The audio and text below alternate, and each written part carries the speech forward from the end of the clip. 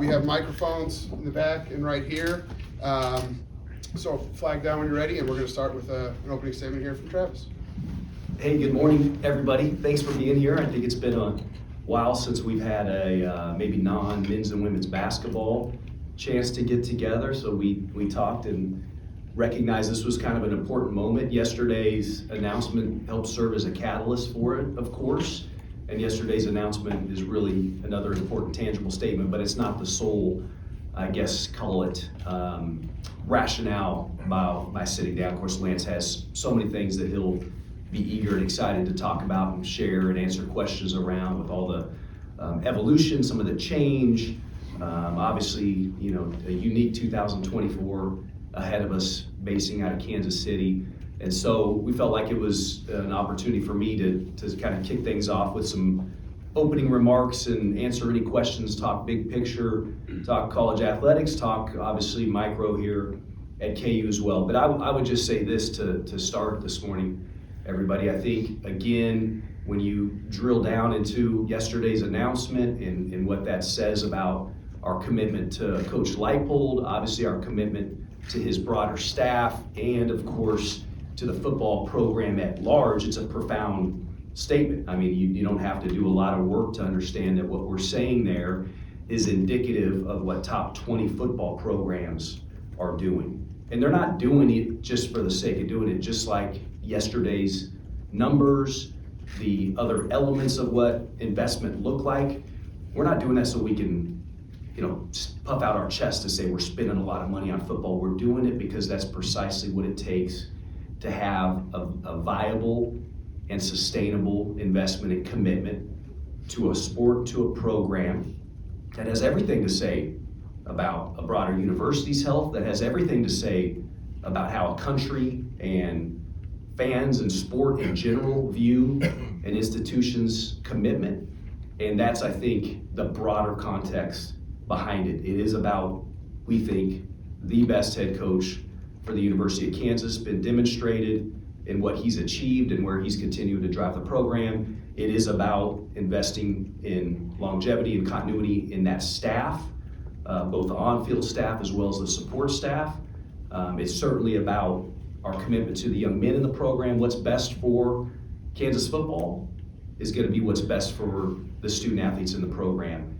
And what we've seen, of course, that everybody's lived that in this room to whatever extent, is the kind of continuity and the kind of culture that's been built there has transformed young men. And that's something I know we're all profoundly proud of. Record-breaking academic achievements in the classroom. Young men that graduate and either are, in some cases, off to the combine to prepare for top 2-3 round type draft picks, or for many of them, a chance to go off and do something after sport, but have been better prepared to take on life and represent their families and represent KU. So it is absolutely about 500 student athletes as well. And I think that's arguably the headline and the storyline around this transformation of football at the University of Kansas, and something I know our entire staff is incredibly proud of and should be. We also recognize that the investments that have been made and the continuity that we've now developed in so many ways because of alignment on our campus, something Lance I know will talk about today, alignment and support from our incredible chancellor, Doug Girod, who you wouldn't ask for or want or wish for anyone to be at the helm other than Chancellor Girod, in particular at this critical moment in time for higher ed and for intercollegiate athletics.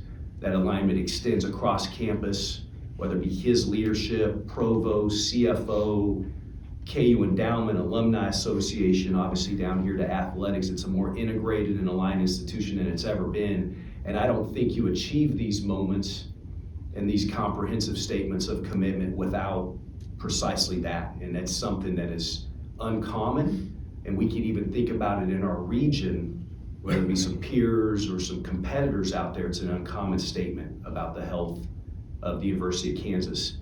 And so we talk about that aspect. We talk about what has football and sport and athletics demonstrated to the broader institution. And it's been a long-standing, proud tradition that Kansas men's basketball has been this beacon for the institution. It's driven generation after generation of student to our campus. It's engaged thousands and thousands of alumni and fans in a way nothing else can. And it's helped with the financial viability of our place. And in a lot of ways, in this athletic department, it's helped provide fiscally and otherwise opportunities for countless other student athletes to experience the things they've experienced. And now here we are, having rounded that out with vibrant, healthy, and football that has, I think, in a lot of ways, unrivaled momentum. Record-breaking enrollment across campus, again, something that's been documented, but I would be doing a disservice if I didn't point that out and emphasize that today. A direct correlation to the successes on that football field over the last couple seasons. Not my words, not our words, but the words of leaders like the chancellor and the provost and others who are looking at that data week in and week out. And we're proud of that, and our institution deserves it. Better and greater community partnership. I think that's something that is happening as we speak. Sellouts help create that. I think that's something that's long been missing for Lawrence and for our relationship, whether it be with businesses, for the citizens, and that of course extends far beyond Douglas County. And now here we are, and we look up the hill, and we're proud to say it's not talk, it's not vision, it's real. And it's $450 million worth of transformation occurring at 11th in Mississippi. It's not $250 million with maybe some other day, a couple hundred more million to make this thing come to fruition. It's $450 million in construction underway as we speak. So the storyline remains, is it about football? Absolutely, it's about football. Is it about something far greater than that? Absolutely, it's about something far greater than that as well. And it's about this broader institution that has a trajectory and a momentum that it's never had before, number one. And number two, I would venture to say that is, again, in many ways unrivaled with higher education and with athletics in particular as well. So we're excited about that. We're proud of it. We think in so many ways we're just getting started, but continuity is a very much focal point of continuing this journey for KU and for football and for the athletics program. Yesterday's announcement, another really critical point to demonstrate that. He's not here, so I'm going to say it without his presence. I want to give him a lot of credit, Coach Leipold, he's not here yet, he's coming, don't worry, for his, in a lot of ways, selfless approach to how we engage in these discussions around what commitment looks like and what long-term viability looks like for Kansas athletics and for Kansas football. Certainly, individual personal outcomes are part of what occurs in those conversations, but in every conversation with Lance around his contract, it's about my staff, both on and off field staff, and it's about, most importantly, the young men in the program. What else are we doing to support the young men in the program? That can show itself in a lot of different ways. We've had conversations, countless in fact, around academic support and providing the most efficient way for our young men to have great academic support. We've had multiple, as you can imagine, conversations around name, image, and likeness, and how are we as a department demonstrating the best opportunities in NIL for all of our student athletes, but in that conversation, of course, focused on football. So a lot of credit to Lance. You know, it's what a true partnership looks like and how it manifests itself, and I don't have any hesitation. He's deeply committed to our university and to our community. All that said, I'd be happy to answer any questions.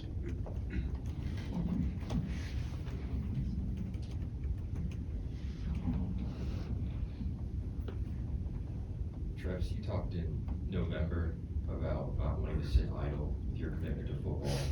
Were you on your own timeline to make yesterday's announcement happen, or were there any catalysts from the outside that were maybe accelerating things in any regard?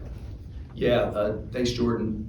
I think in November, we're talking certainly about a commitment to the best coach in college basketball, and really an unprecedented contract in a lot of ways. That's again about long-term viability and continuity, and it's certainly a reflection of what that program's done for our place.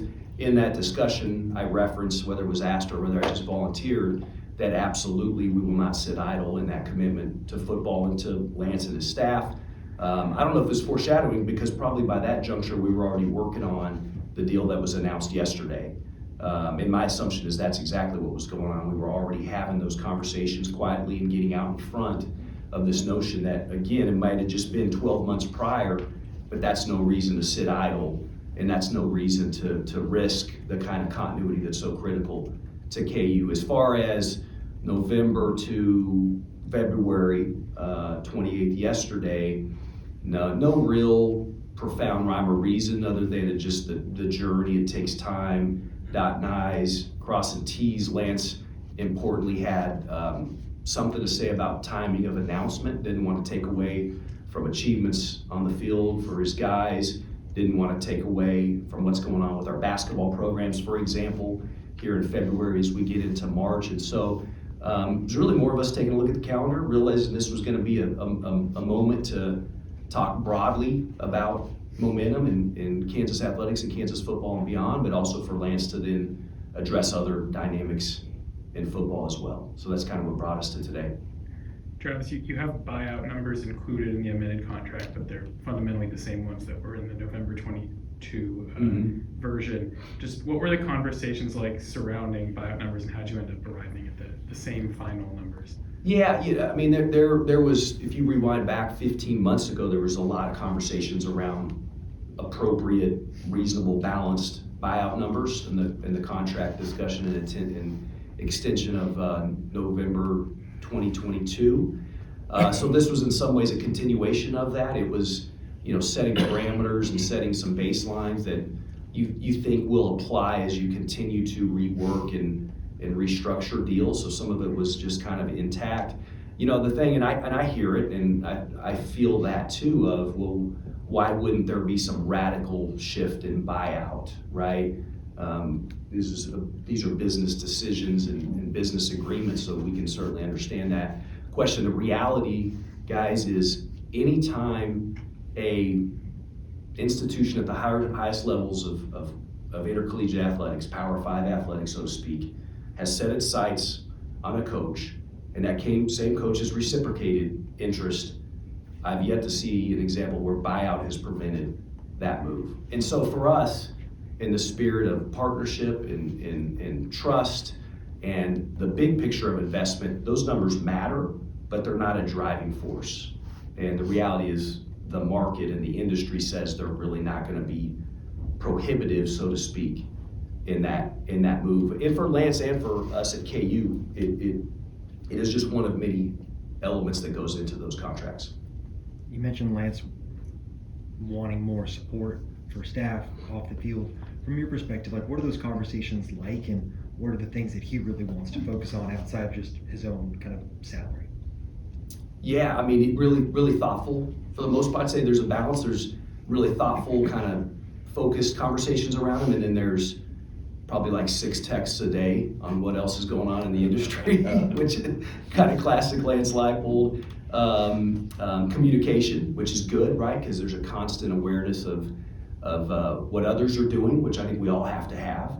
But more importantly than that is it's what do we need to do at KU? And that's really where the rubber hits the road on those conversations. What are the additional adjustments or additional investments we need to make in staffing around football? That's not a fixed dynamic, how that looked when he was hired in May of 2021 versus the conversations in December, January of 2023-24 is very different. And so I think really just being focused on what does Kansas need to do to provide the best development, coaching, mentorship, acquisition, so to speak, and recruiting, and support for its young men in the sport of football. And that's how you get to the right answer. So it's not arbitrary. It's not, hey, it's not based on we need more money to throw at it. We need to ensure we've got the right commitment that provides for what we're trying to achieve at Kansas, which is, by the way, to win championships. And so what does that look like in continuing to move this program forward? And that's been an evolution, and that's why in a lot of ways, contracts can change on an annual basis, because that's what it's taken for KU to make the kind of jumps we've made in just 2.5 years. Travis, what's the feedback and response been on playing the home games in Kansas City between two stadiums that are dramatically different? Yeah. In intimacy, size, attendance, And are you confident you can create a home environment that's a benefit to KU when it's not at the booth? Great question. Overwhelmingly positive. I mean, we've had enough socialization of that to know it was going to be positively received. But I don't have any hesitancy to say that I'm not shocked necessarily, but I've been surprised by just how, frankly, almost unanimous the reaction has been in support of the decisions to play at Children's Mercy and at Arrowhead. I think everybody understands the significance of the project. By that juncture, we had, in essence, 75% of the stadium on the ground, right? So some of it's related to doing our best to facilitate such a major construction project in such a condensed timeline. Some of it has to do absolutely with the fan experience, what was gonna give us our best chance to provide our fans and our supporters the best experience possible. That was something we were learning and evaluating along the way. And then, of course, like everything, some of it has to do with what's the best experience for the young men in the program. And the totality of those evaluations clearly pointed to playing all 6 games in Kansas City being the right outcome. A lot of credit goes to campus because that's a pretty radical departure from a typical campus perspective. And of course, I gotta give a lot of credit to our Lawrence community at large, and certainly the business community here in Lawrence. They know how committed we are to the city and to truly being an economic driver, and we've been an important part of that, and I think the future is even far brighter, in particular with the Gateway and David Booth Kansas Memorial Stadium opening in 2025. So some short-term pain, so to speak, in the city of Lawrence, but they've been a very much understanding partner and have had the big picture at the forefront. Hey Travis, if I missed this, I apologize, but you just mentioned the word championships. We hear that a lot with your guys, your coaches. I think we'll hear it more moving forward. Are there plans in place that if you guys were to get into the college football playoff, you'd be able to play at Arrowhead? Have you gone that far yet? It's in the contract, isn't it? Explicitly? Absolutely. Explicitly. Okay. You know, not like hiding it with other language, like, hey, how do we talk about December games? It's Right. playoff, Arrowhead, University of Kansas as a host. Absolutely. And then getting back to Lance real quick, are you hopeful that, you just mentioned also that these can be annual kind of discussions on the contracts? Are you hopeful that this one will kind of ride for a little while, or what do those discussions and conversations look like from this point forward? Yeah, I would say this, Matt. I think part of why we've been successful on big picture institutionally and as an athletic department these last couple of years, and why Lance and the staff have been successful, is because we haven't put any real fixed assumptions in place there. If you do that, you probably create more strain. You probably create, frankly, more risk for lack of continuity. And so I would give some credit to that as just being pliable.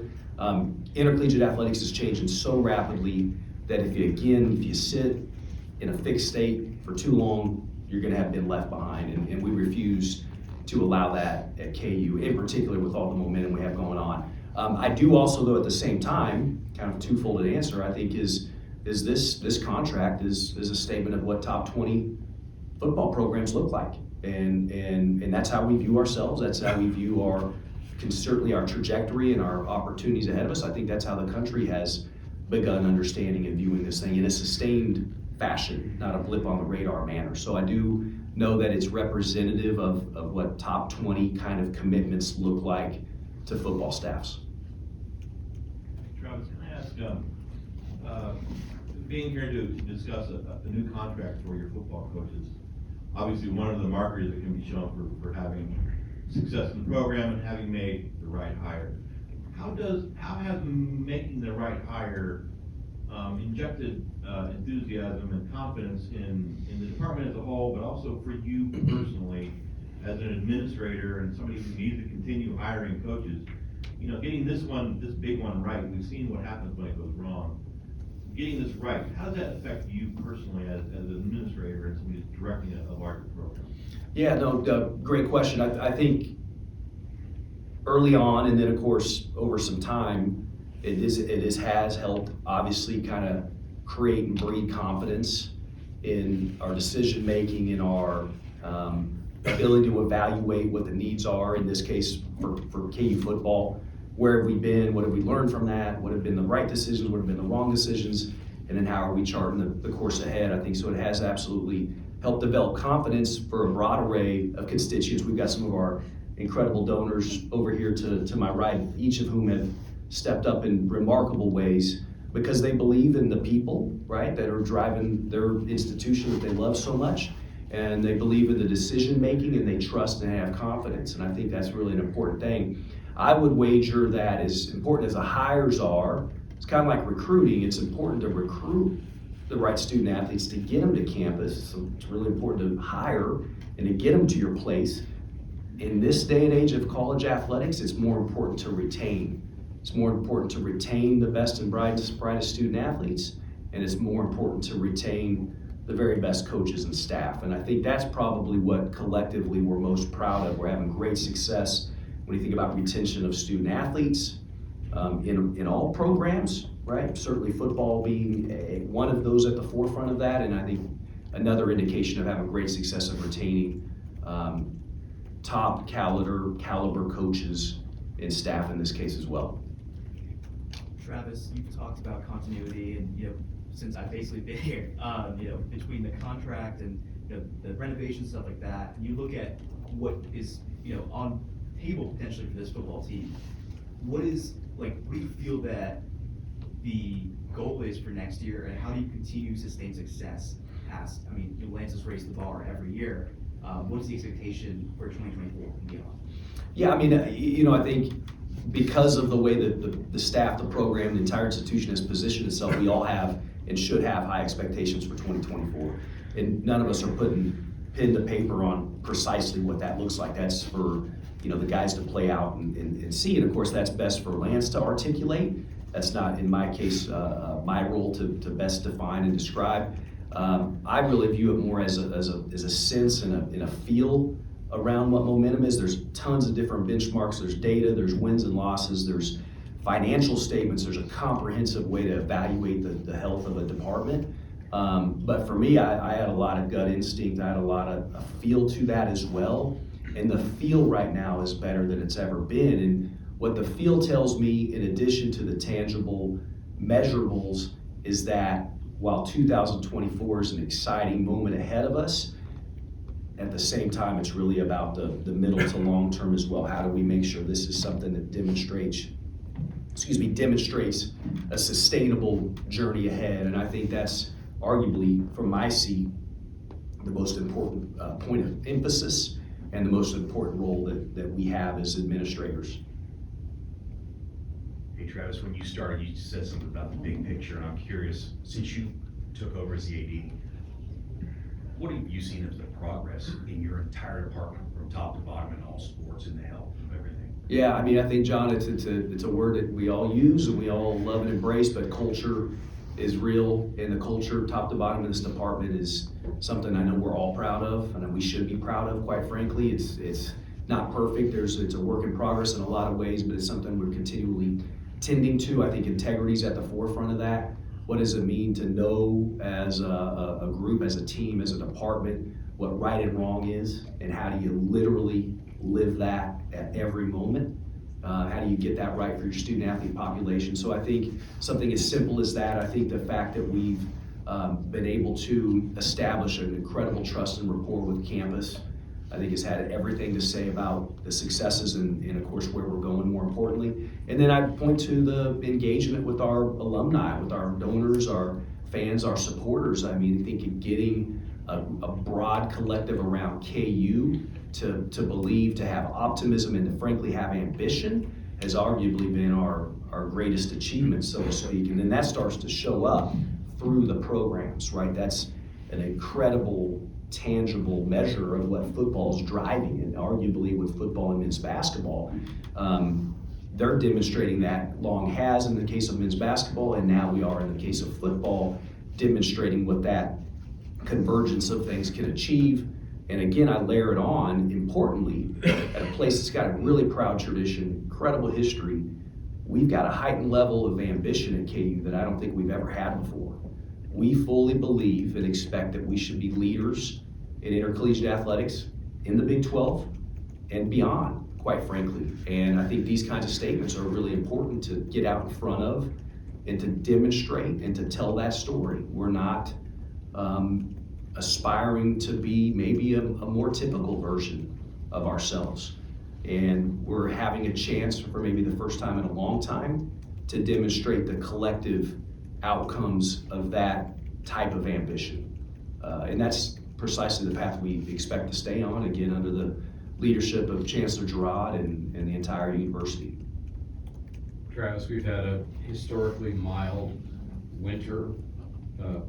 Tuesday basketball 79 when I drove over, it was 21 when I left. But have they been able to make hay, construction-wise, renovation-wise, on the stadium, getting things done because they haven't had to battle the elements as much? Yeah, no, they have. I mean, we've gotten reports to where that's, I don't know how many days, quote unquote, they've necessarily gained, but it's been a wonderful surprise for them to have had such a clean path. As anybody who's following it knows, those guys, men and women, are working 6+ days a week over there. And they were working, again, through that awful stretch. We've had one awful stretch this winter, I know.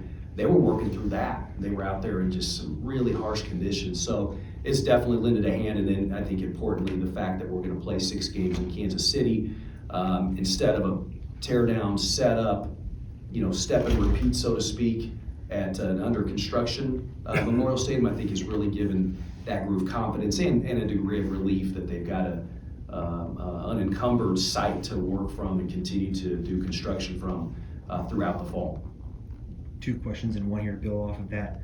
How much time do you think you guys will save by playing in Kansas City? And then I know you got to see the construction site earlier this week. What stood out to you just getting to walk around it a little bit more? Yeah, the way they described it, because by the way, they had a plan. We have a plan. We could have executed to play all 6 games here in Lawrence. It was not as if, no, we can't do that, or it's going to push the timeline back. It was just more of a valid analysis of, again, fan experience, student athlete experience, community impact, financials certainly, and then impact on the project. The totality said, it's going to be better to not play here in Lawrence. So they had a plan. I think Michael had probably demonstrated 4 or 5 days offline to set up for a game, and then another 3 or 4 days on the back end to get the site back under construction. That was obviously not an option for 6 games or for 6, what would have been 10 maybe weeks of impact. And then at some juncture, we felt like even for our 2 to 3 games, that was going to be pretty impactful on the timeline and on the construction. So probably a 10-day implication on days of construction by playing one game. Time for 2 more questions. Come on, Jordan. In your opening statement, you mentioned college athletics as a whole, what's gone on recently, especially with NIL and athlete status. Do you feel like you have a finger on the pulse of where things are going, or do you feel like there's even less clarity now than there was in previous months? Well, nobody knows precisely where it's going. That much we know. I don't know if that's good or bad, but I think you can make the case that not being able to specifically articulate the future, it can end up being a good thing, because we got to be pliable in that. We know change is coming. We know it's probably going to be reasonably radical, and we've got to be willing to embrace it and then tweak it as it starts to unfold. I think we're just kind of reached the point where we're comfortable being uncomfortable in that projection, right? That there's certainly some who have adopted this notion that whether it be a revenue share or potentially conceivably an employment agreement with student athletes is out in front of us, and maybe sooner rather than later. And I think the focus is going to be on how do you get that model right? How do you get that very pretty radically evolved model done in a way that can help protect and preserve all programs and as many, and hopefully all, but let's just say as many as student athlete opportunities as possible, because that is a very real risk in that model taking place. And we know right now there's pretty profound conversations occurring with the 4 major conferences as it relates to the college football playoff. I think that's another pretty significant watershed, maybe potentially kind of discussion and moment that could fall upon the industry. And you take that with the injunction out of the state of Tennessee surrounding NIL, and then you layer on active conversations about revenue sharing and, of course, lawsuits that are having a lot to say about that. And yeah, 12, 18, 24, it's gonna look and operate, I think, pretty differently. For KU, the best thing we can do most days is to focus on being the best version of ourselves today. And we have incredible confidence that will help position us to compete, continue to compete and aspire to win and represent our institution at the highest levels and wherever the model goes. And that's how we're viewing it and how we're focused today. Questions? All right, thank you, Travis. Thank you, everybody.